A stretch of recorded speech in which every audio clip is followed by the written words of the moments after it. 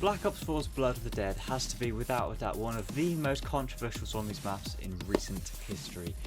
Following up the huge success that was Black Ops 3, and understandably, it's fair to say that some people left Where's the controller? disappointed, and that's fine. But do the critiques, do the community, does Reddit really determine whether you like a map or not? No. Now with Cold War releasing, I haven't actually played it in a long time, though I do remember playing it a lot. I haven't really played much Cold War either, but that's not the point. But to see whether or not I know what I'm talking about here, I'm going to be doing the Easter egg. Solo. And as you probably know with zombies past World at War, if you're trying to do anything in a map that doesn't involve killing the zombies, you're going to need one of these. Hi guys, Mr. Offwaffles here. And on top of that, nobody plays Black Ops 4 these days. So in that case, I'm going to need the help of these fellas. Ugh. So now that we're all set up, here's why I like Blood of the Dead.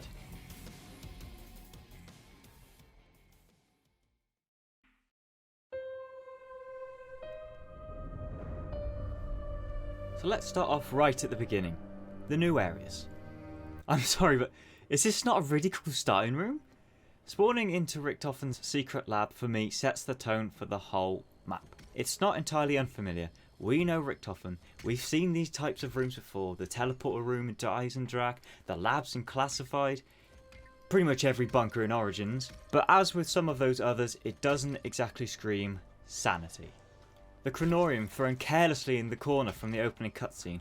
Research papers and blueprints covering each and every inch of the centre table. The Victor's characters from Transit just chilling on the wall. And when you go upstairs, the building's been broken precisely for you to get your first glimpse at the island we all fought through from the original Mob of the Dead. The second floor itself puts on the disguise of your typical Alcatraz facility in the form of what's known as the Model Industries, and whereas this half of the spawn isn't so special, it serves its purpose of giving us the player more space to work with that the labs below can't offer. Zombies can only spawn out of the 4 barricades fairly spread out throughout the rooms, so you can rack up some nice early points, unlike some of the other maps. The wall buys are kind of made redundant since you can just start off with whatever you want in Black Ops 4, but I don't know. I just think it's an awesome way to start a game. From what I gather about the new additions to Blood, there are 2 major complaints. The first being linearity, which mainly applies to the catwalk. You probably guessed it, but I actually like this. The illusion of choice with the power station to the left and the new industries to the right, not so much. But forcing us through this one path to reach the main prison is one of my favourite things about this map. Purely because of what happens on this path.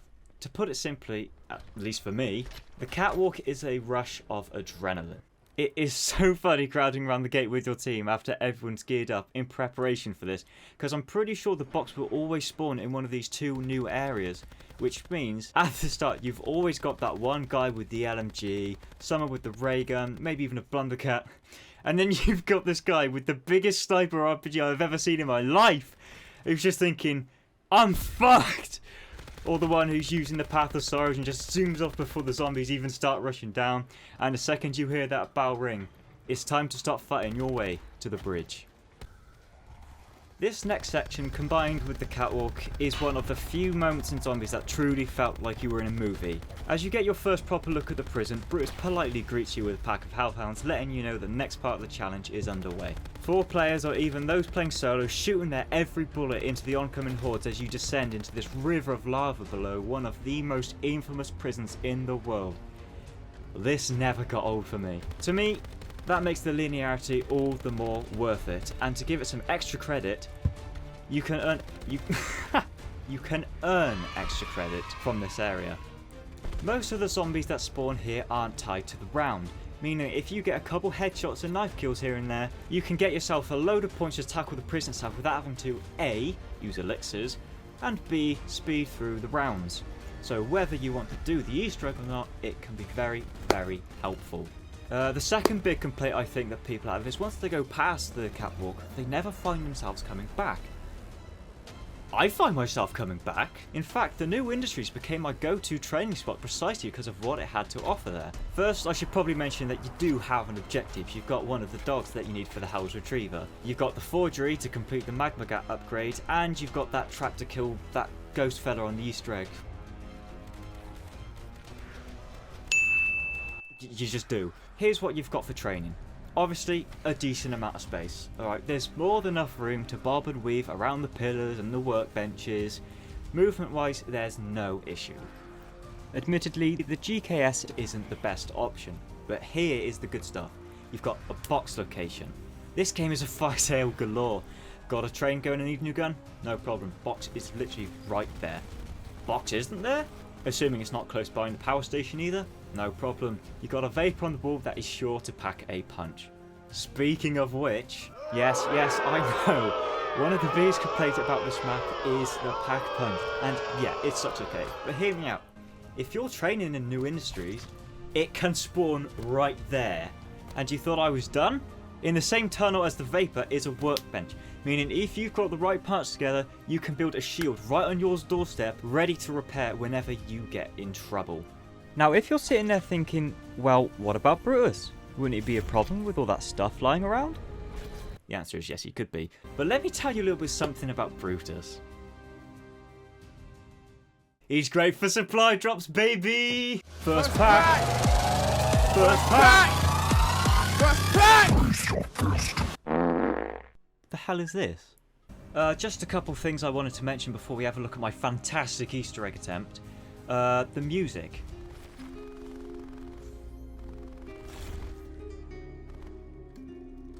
It gives you time to just have a look around and realise you're actually in a prison and not trying to do these ridiculous steps. Come on, dude. I swear to God, it's right there. It is right there! But it's not there. How can it be there but not be there at the same time? Where's the guide?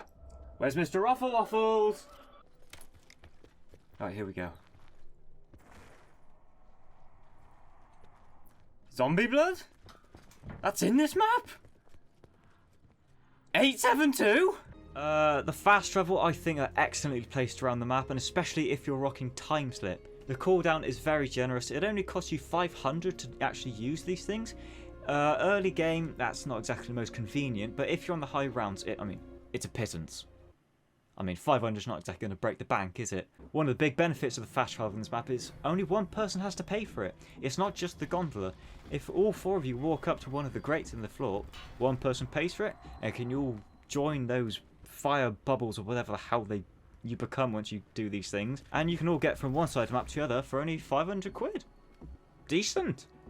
Now on to my Easter egg attempt. Dying wish, get me out, I need a charge, gotta power up some ghosts.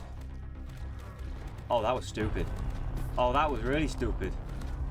No, we're fine. Look at that. Ha! What?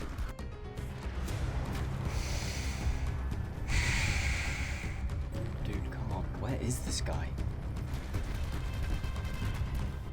He goes round the front instead of underground. Did I just miss the portal? I had one job. And that was my last charge.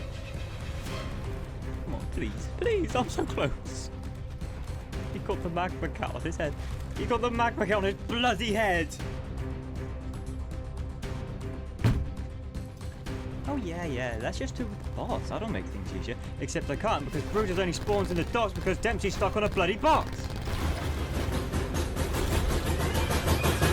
Ow!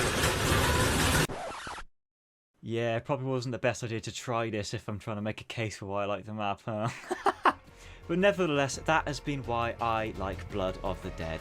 It's not a fan favourite, it's not basically anybody's favourite, but I like it, a few other people like it, and to me, that's all that matters. There's probably a lot more I could touch up on, but to be honest, coming off that Easter egg attempt, I'm gonna leave it for a few days. I don't think I'll be playing this map for just a little while again. But other than that, thank you so much for watching, and I'll see you in the next one. Bye bye.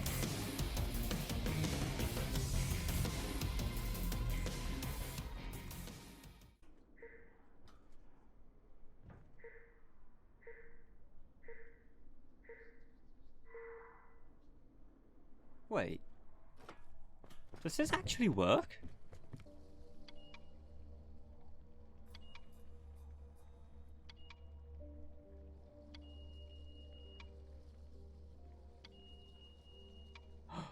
No way!